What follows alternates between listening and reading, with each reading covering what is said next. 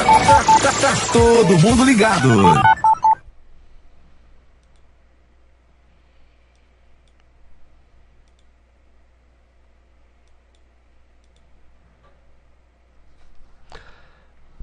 Nesta avaliação do vestibular de inverno de 2012, infelizmente o conteúdo História não foi cobrado como havia sido cobrado em outros vestibulares. A quantidade, né, foi relativamente pequena, perto dos outros vestibulares. Tivemos algumas questões muito interessantes, né, e nós vamos fazer um comentário com relação a essas questões, né, daqui até o final.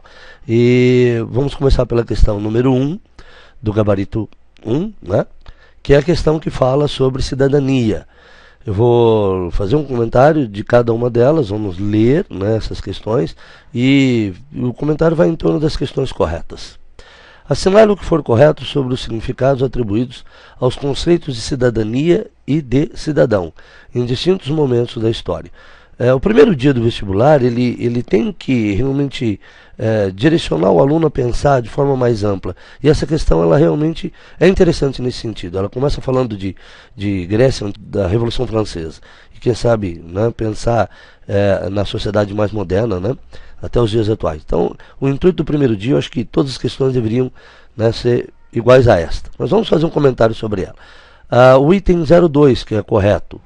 As cidades-estado, polis, da Grécia Antiga, como Atenas, os escravos e os estrangeiros não eram considerados cidadãos.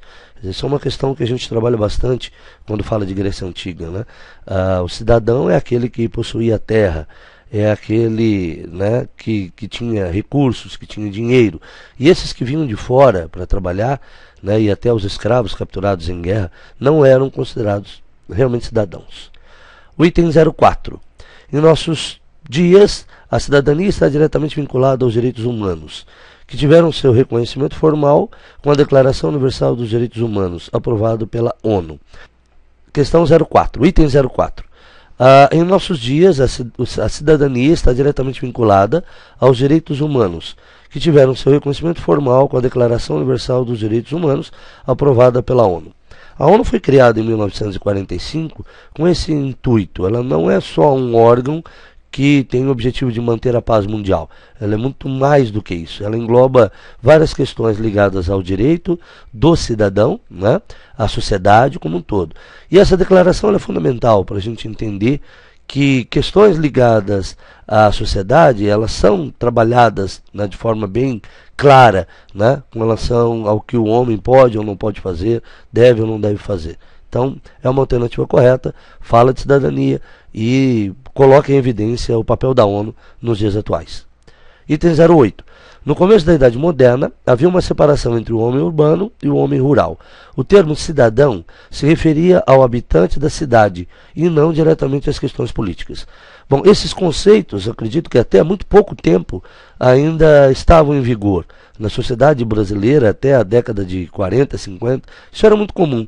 Falar que o homem do campo não era, considerado um cidadão, né, dentro da sociedade. Era excluído, né, havia uma certa aversão a esse homem do campo, uma discriminação mesmo. Mas ela começou realmente durante o período de Idade Moderna. Está verdadeiro o item 8. 16. A partir do fim do século XVIII, a Revolução Francesa e a independência dos Estados Unidos, o conceito de cidadania ampliou-se e aprofundou-se até alcançar todos os indivíduos das sociedades democráticas modernas. Se pensarmos um exemplo na independência dos Estados Unidos, não foi naquele momento, um exemplo, que ocorreu a abolição da escravidão.